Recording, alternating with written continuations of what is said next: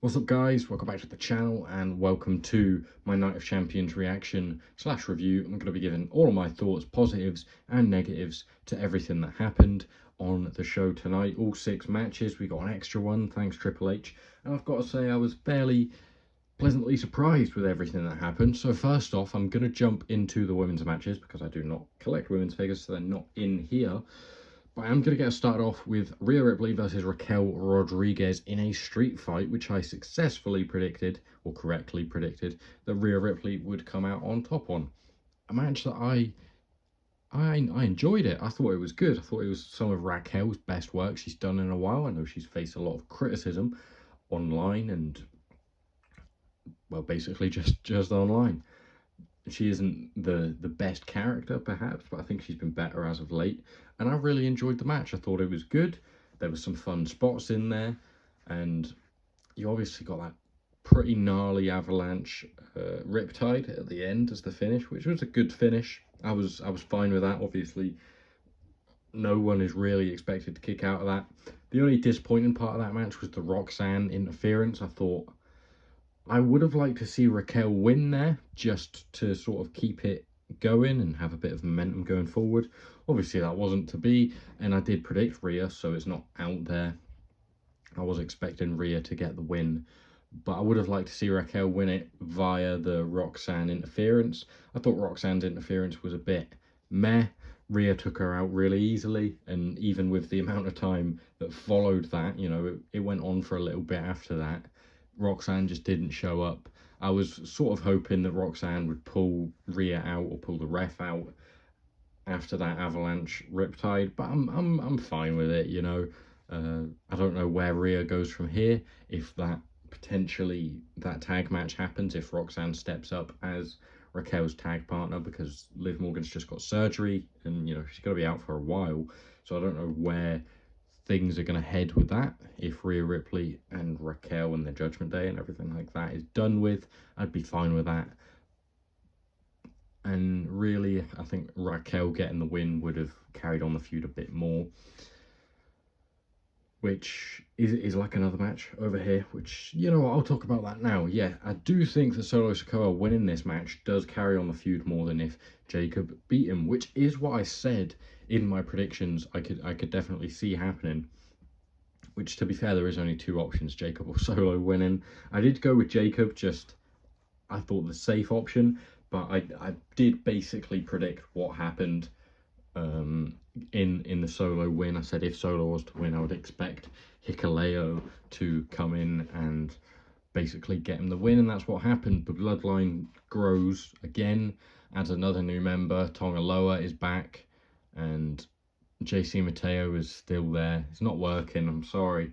Hikuleo shows up, which, is that his name? Don't know. That's what he's been billed as on main event, but when he showed up, Michael Cole said, Tonga Loa, Tama Tonga, their brother. Something stupid like that. Cole was not good tonight. I think Pat McAfee's probably injected him with some brain rot and CTE. But anyway, that feud's going to continue. Solo wins the US title, and I'm fine with that. I don't like that Jacob loses, but he doesn't lose clean, so it's not all bad, you know. I don't like ref bumps. Ref bumps really annoy me. I'm sick of ref bumps. They're so overdone these days, especially in the WWE. I can't talk for everywhere else, but ref bumps in the WWE are just a bit of a plague. Not everything has to have 10 interferences. I was surprised that Jimmy didn't show up, you know, because you could have him balance it out between like JC Mateo or maybe Tonga Loa, sorry, who interfered. Maybe you could balance it up, but Jacob said if you get in where you fit in, everything will be all right. He said he didn't need his help, and Jimmy did that. I'd be fine with Jimmy getting a US title reign somewhere down the line, beating Solo perhaps, but I think Jacob Fatu is going to regain the title at SummerSlam. I'm hoping it's not another bloodline match. I do not want to see the Usos and Jacob against Solo and Tama Tonga and Tonga Loa and Hikuleo and JC Mateo, whoever it is. I don't want to see that. I don't think Roman's going to be back in the Bloodline Vortex again, even though he started it all. But I don't want to see it, really. I'm sick of the Bloodline, and we've still got Zilla Fatu to come in at some stage. It's just never ending, is it? But yeah, let's go on to the... Let's go to the King and Queen of the Ring matches. So, we had Jade versus Asuka for the Queen of the Ring, which I did correctly predict Jade to come out on top of that. I just thought there was more going into the match. I know we got that segment with Io and Asuka on Raw, but Io just doesn't wrestle anymore, which is really stupid. Because she is a very, very good wrestler, and she doesn't wrestle anymore, and she's the champion. Has she defended it since Mania? Not really. No one defends titles anymore. Title reigns are just not as good as they used to be, I don't think. They're sort of a bit dead in the water, especially on the women's side. I really enjoyed Lara Valkyria's title reign. Other than that, the women's title reigns since WrestleMania have been woeful. You know, Zelina had one defense in like, is it 40 or was it 60 days? But now Julia's the new champion, and we'll see where that goes. But yeah, back onto things. Jade versus Asuka. I did correctly predict Jade would get the win. I thought it was okay. I know Jade's still a bit raw. She's not as like smooth as a lot of other people on the roster are. She's a work in progress, but she is going to be strapped to them, a rocket strapped to her, because she has a great look and everything like that, and she's a big dominant force.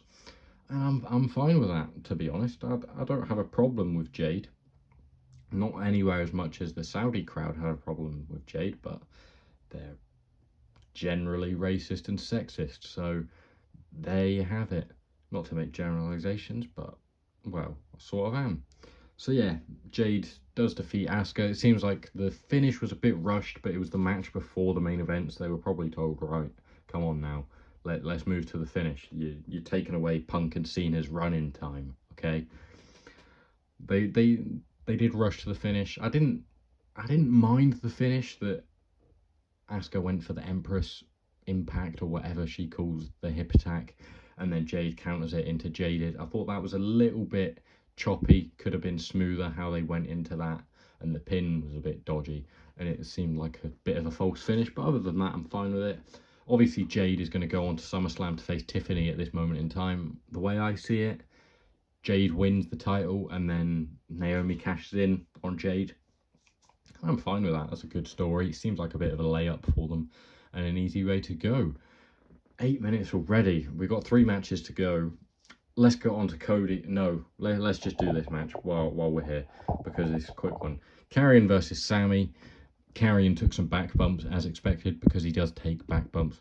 I think Karrion held his own, showed that he can work. Some people were shitting on the match. I think they're just generally negative. Sammy gets the win. I don't think he needed the win, but I did predict it anyway. Saudi Arabia, you know, a bit of a home crowd for Sammy. He's probably going to win the Royal Rumble, or that's what people are thinking at the minute, in Saudi Arabia next year. But yeah, Cross did okay. I didn't think the match was anything special necessarily, but not bad at all. I wouldn't call it a bad match, but yeah, it was all right, to be fair. The finish was okay. I saw some people didn't like the finish. I'm not a big hater of the finish. Thought it was okay. So Karrion's doing all the stuff in the corner, and then he runs to the other corner. Sammy hits him with a haluva kick, as he's done many, many times. And then that was it. Obviously, he doesn't show up for the rest of the show. Nope. Sami Zayn and Penta were both involved in the main event, but I'll get to that. So yeah, unlucky Karrion. So yeah, Cody versus Randy started off the show. The match was about a minute and a half in when I turned it on. I turned it on about 20 minutes into the show, and they were already getting "This is awesome" chants because the Saudi crowd thought it was awesome. This is like literally a minute into the match, which was weird, but I enjoyed it. I thought it was a really good match. Cody really focused on the lower back of Randy, as he should. Quite a heel move. There was some heel moves going on from both sides of it. I thought I liked that psychology of it. Cody was really going for the lower back. Randy was going for the punt. Then he gets the chair. Then he undoes the turnbuckle. I really liked that finish, personally.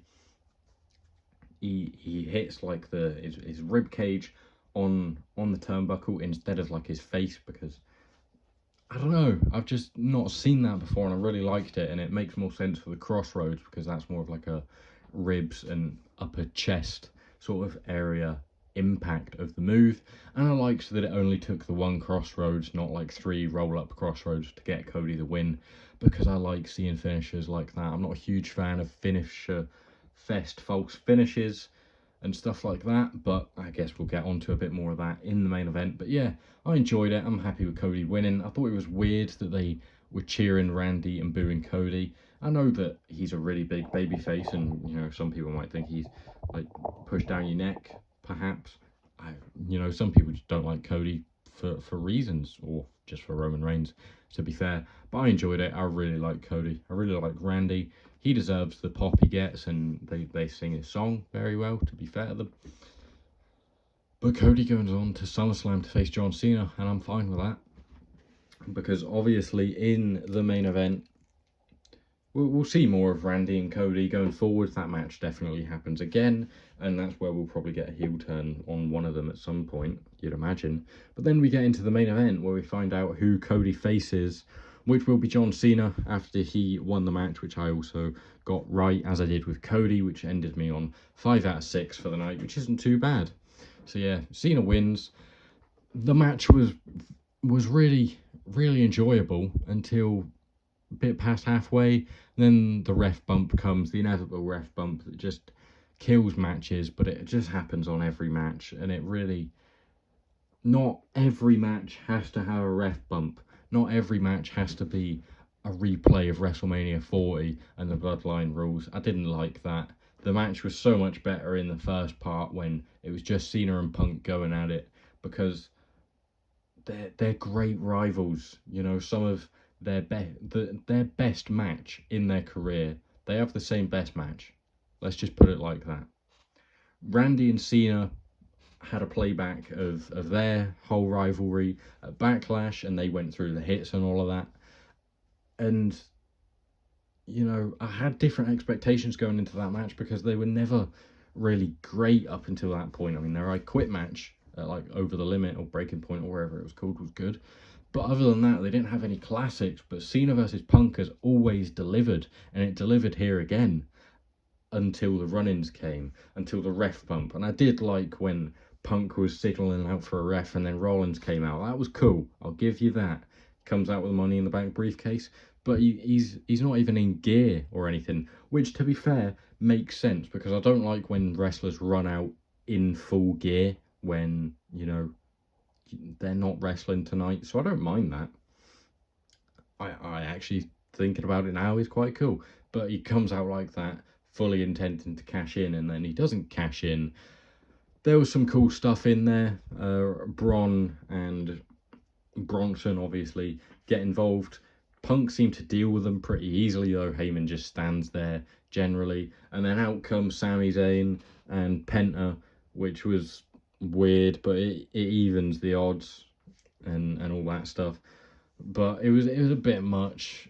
Charles Robinson sprints down to the ring like he did at WrestleMania 24, and Cena just levers him, which was really funny. That was a good part of the match. You get Cena going for the title. He's going to hit him with the title, but then he doesn't. You know, that's another one of your slowly creeping back to the babyface part. And then he gives Punk the handshake after all the shenanigans go down. Goes for the low blow. He gets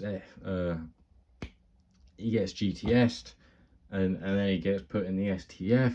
And then Rollins with a stomp to Punk. You think he's going to win it.